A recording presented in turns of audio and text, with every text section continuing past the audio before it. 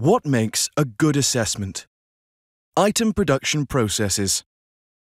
Welcome to the 7th of a series of video presentations which have been put together by Alpha Plus Consultancy with support from EEF and in partnership with the British Council and CBSE.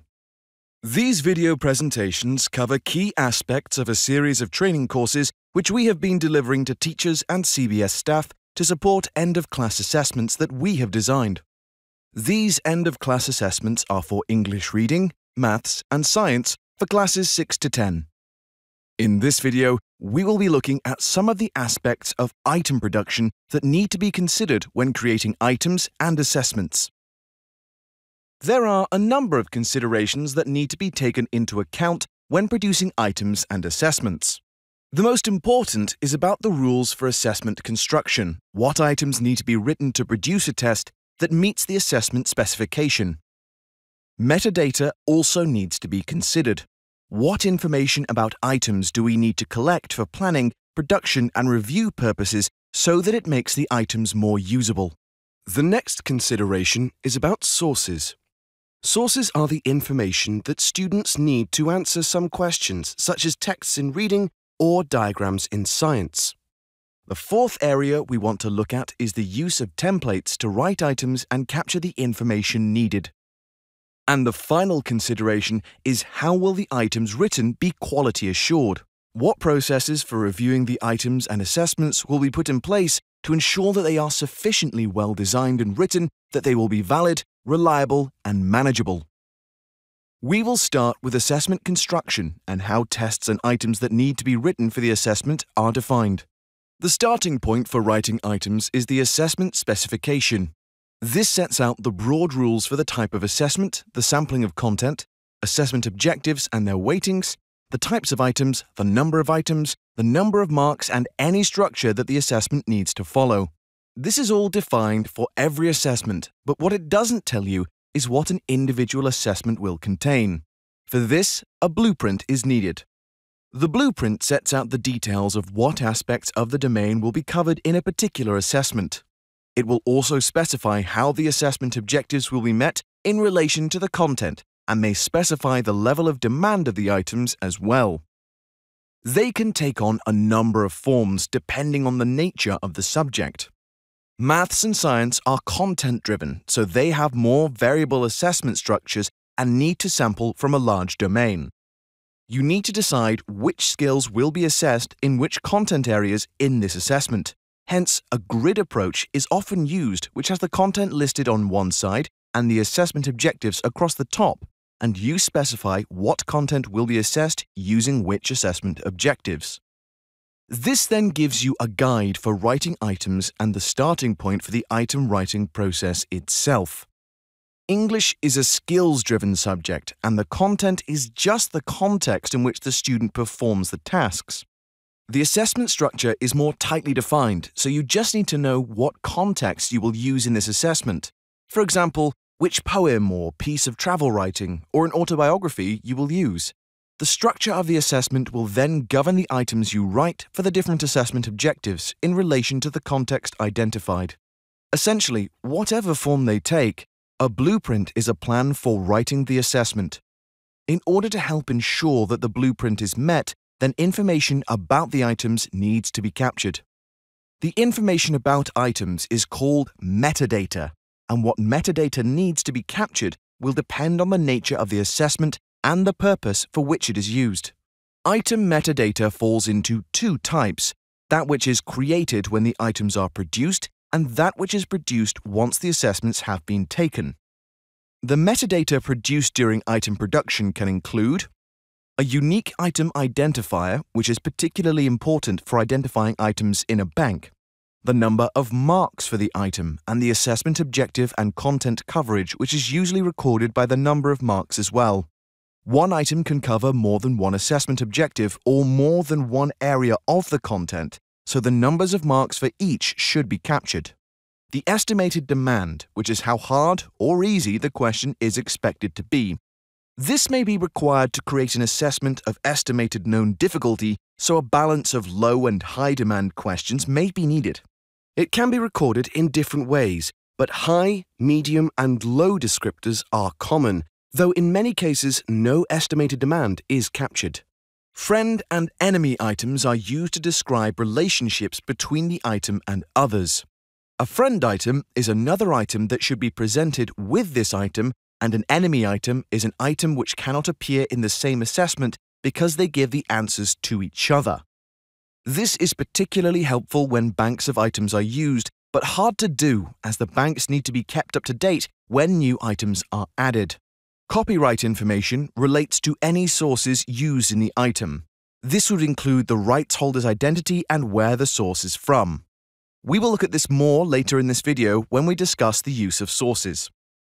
Metadata, which is created when the assessment is sat, is often called performance data and takes many different forms, but includes item difficulty and discrimination index. We will look more at assessment performance data in video 8. This slide shows an example of some simple metadata captured for the CBSE end-of-class assessment, in this case for English Class 6. There are a variety of different ways that metadata can be captured. In this case, it is on a spreadsheet, but bespoke item bank software will often capture metadata in fields. This example is relatively simple as it shows item identity, assessment objective marks, source text type, and a brief description of the source. For subjects like maths and science, the content reference would be used instead of source type. Finding suitable sources to include in questions can be a challenging process, but one which is essential in many assessments. Different subjects have different types of sources, but they tend to either be texts for use in English reading questions, or diagrams, graphs, tables of data, photographs, and other images for other subjects like maths and science.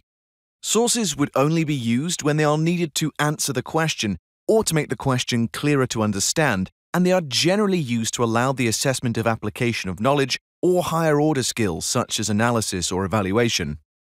All sources need to be clear and unambiguous and help the student to answer the question. Generally, the use of images should not be to make the assessments look interesting or attractive, as there is a risk that they could be a distraction for the student or be misleading if they are not needed to answer the question. We will look in a bit more detail at reading source texts and then images. The content of reading texts should not disadvantage particular groups of students because they are unfamiliar with what is being presented. For example, an article about fly fishing is not likely to be familiar to students from working-class urban backgrounds, so they may not understand what the source is about. The level of the demand of the text must be appropriate for the age of the students and their abilities. The weaker student should still be able to engage with it, but there also needs to be something for the most able to be able to explore. Texts should be suitable to test the range of skills needed by the assessment, which could be from comprehension of explicit facts through to detailed textual and structural analysis of the author's technique. Texts should not contain stereotypical portrayals of people and should be reflective of the diversity of the wider society which the students come from. Overall, the assessment should contain texts from a variety of genres, such as fiction, factual texts, poetry, literature, blogs, letters, etc., as is appropriate for the assessment scheme. Where texts are used which might contain a word or words that the students might not be familiar with, then these should be glossed and the meaning given so as not to disadvantage students who do not know a particular word. Each assessment will have guidance on themes or contexts which are deemed as being unsuitable for source texts in assessments. This guidance may vary on whether the source is from a set text or an unseen item. This is because set texts can be less problematic, as if the theme would cause the student distress, the teacher can support them in the class during the teaching. For example, Macbeth contains death and violence and is a set text widely used in the UK, but you wouldn't include an unseen text in an assessment that was about war and death in case it caused distress to a student and created difficulties for them answering the questions. The guidance on what is appropriate may also vary by the age of the student taking the assessment. A typical set of guidance is shown on this slide. This was used to brief the item writers about suitable unseen texts for the CBSE English Reading end-of-class assessments. Images in questions include photographs, drawings, diagrams, and graphs. They are used for one of two purposes: where the image is needed by the student to answer the question, where an image will help the student understand the context of a text. In this maths question, the image shows the shape of the tank, so it is clear what the students need to calculate. In this extract from an English reading text, the photograph of a wakeboarder is shown to help the student understand what the activity is that the text is describing. When producing assessments, it is important that copyright laws are followed. For high-stakes external assessments, it is preferable to use copyright-free materials, but it is possible to obtain permission from copyright holders to use their materials in an assessment, though they may charge a fee. As a teacher writing your own assessments, then it is better to use copyright-free materials. You can, of course, create your own diagrams and use your own photographs, etc. In some countries, the use of copyrighted materials for education purposes is exempt from the copyright laws, but you need to make sure that this is the case. If you are using a source from a third party, it is good practice to credit the source. This may be a web address or the name of the text, author, and publisher. In high-stakes external exams, it is also good practice to keep a record of all the rights holders used and their permission to use the material. There are a number of good sources of copyright-free materials. These include Gutenberg for literary texts, the Indian government and the Press Information Bureau of India for official publications and news stories, Pixabay for right-free images, though you need to check the requirements for each image to make sure it is suitable. Google can also be used to search for copyright-free images.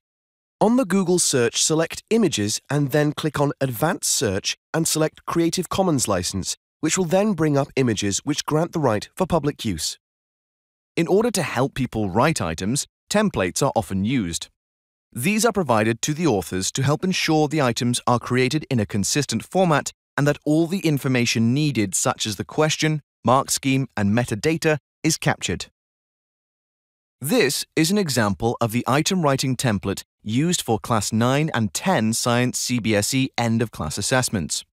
It has the tables to contain the basic metadata at the front, then the spaces for the questions, and then the spaces for the mark schemes, including a level of response mark scheme. This is in the form of an MS Word document and is set out in the form of tables to make it easy to complete. Item writers can add rows to put in more questions or delete them if there are fewer questions. Once the items are finalized and signed off, they are then made available to teachers so that they can copy and paste different questions into a Word document to create a test and copy and paste the mark schemes into a separate document to help guide the marking. The teachers can also use the templates to create their own questions. The final consideration for item production is the quality assurance processes to be used. It will depend on the nature of the assessment being produced. High-stakes public exams have significant levels of quality assurance as errors in assessment are not acceptable. But a simple teacher-created quiz to be used in class will need a much lower level of quality assurance, probably just the teacher checking that the questions make sense and mark scheme is clear. A typical quality assurance process for high-stakes assessments could include the following steps: a review or reviews by a fellow item writer or by an independent reviser who provides comments on the items. The item writer then makes changes to the items in the light of the comments. A scrutineer will sit the items in an assessment as if they were a student and then produce a report about the items covering whether they are clear, the mark schemes are appropriate, and the items are on the specification. There may be a specialist check, for example, a numeracy expert to check the mathematical questions in a science assessment, or a pharmacy check of items in a nursing assessment. Trialing of assessments can be arranged with students who have just sat a qualification to gain insight into how the items perform and identify any problem items for rework or replacement. There is a challenge in maintaining security in this process for high-stakes exams. Proofreaders are key and provide input on grammar, spelling, and punctuation, but also on ensuring how style is followed. Normally, a senior examiner in a high-stakes exam will sign off a paper as being fit for purpose and that all content is correct. This will be supported by a board member of staff who will sign the assessment is of good quality and meets the requirements set out in the assessment specification and blueprint. For lower-stakes situations, you will not need all of these checks as the outcome of the assessment will have less impact. So, for a question used in a classroom, the teacher will probably just write an item and review it. But if it is for an end-of-class test to help identify strengths and weaknesses of students, then the teacher may want to ask a peer to review the items they have written and may have them proofread as well. What quality assurance checks will take place at each stage will depend on the role of the individual, but a typical check for a reviser or scrutineer would include whether the question is on the syllabus, which it has to be for the assessment to be valid and fair. Is the question clearly worded, and will all the students interpret it in the same way? Different interpretations could lead to different answers, and this may penalize some students. Is the level of language used appropriate for the age of the students? Generally, the reading age of the question should be 2 years below the age of the student sitting the assessment. Are the command words in question aligned with the assessment objective? If not, then it is likely that the student will not be doing the skills set out by the assessment objective, which would be invalid. Will the mark scheme reward students for what the question is asking them to do? And will it reward better answers with more marks? Does the mark scheme reward the skills required by the assessment objective? Is it clear how marks are awarded?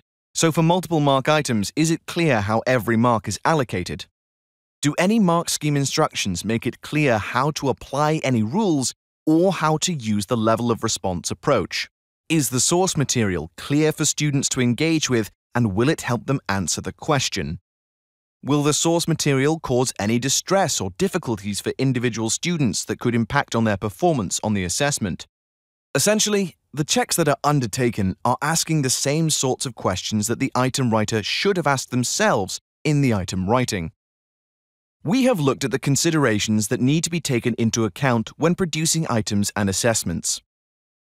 In Video 8, which is the last in the series, we will look at how item and assessment performance can be analysed once the assessment has been sat.